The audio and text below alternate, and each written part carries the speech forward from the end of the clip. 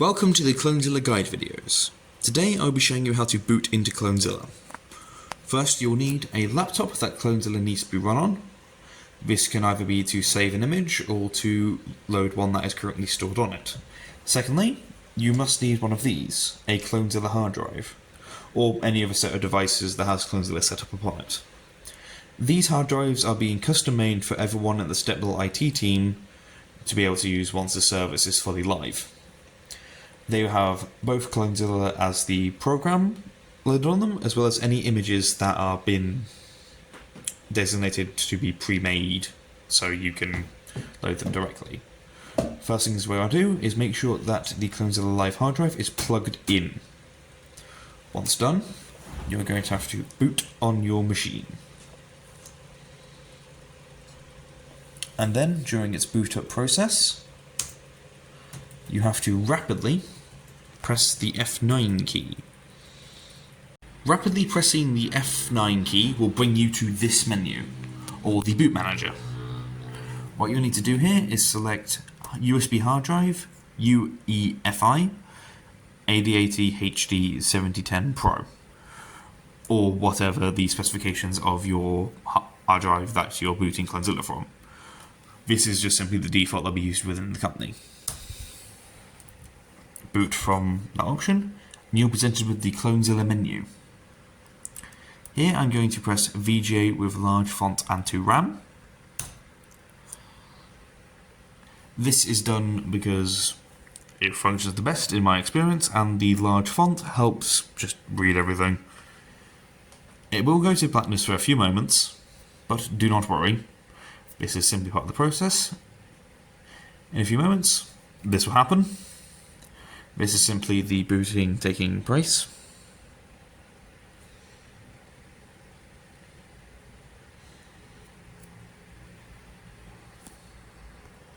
Once it is done, we are presented with the following menu.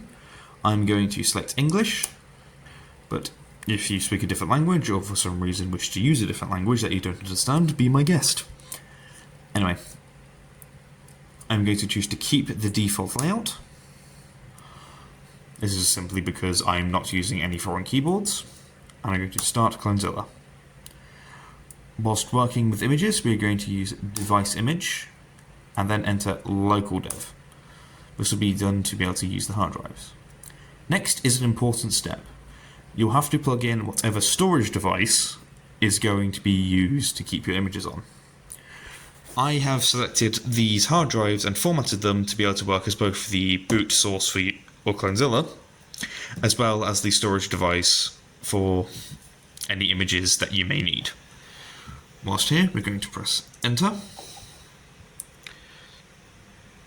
I'm presented with this screen.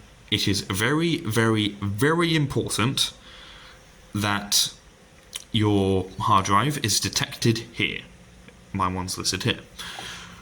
Now, if it is not, simply plug it in and it should update periodically to be able to enter. But if you can't get it to show up on the screen, you will not be able to use any images stored on it.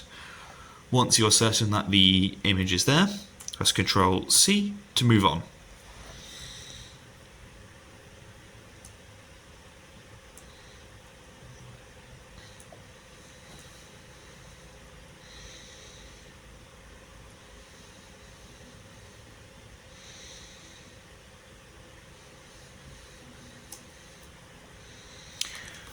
On this screen, you must select whatever partition the images are stored in.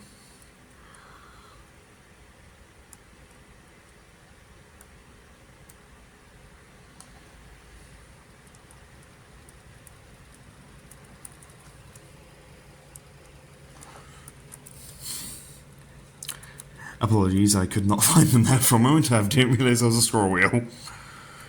As you see, I have labelled this partition images. Let's simply press enter.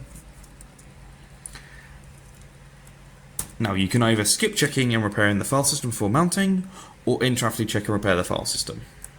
Personally, I haven't experienced any issues with checking the file system, but if you have experienced any errors, I would highly recommend doing this function. But for now, just for speed, we're going to skip.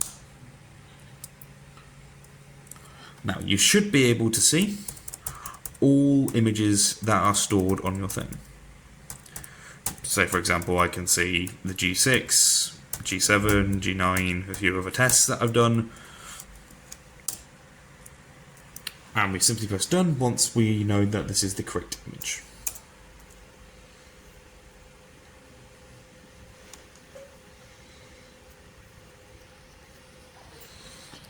And then we finally enter beginner mode.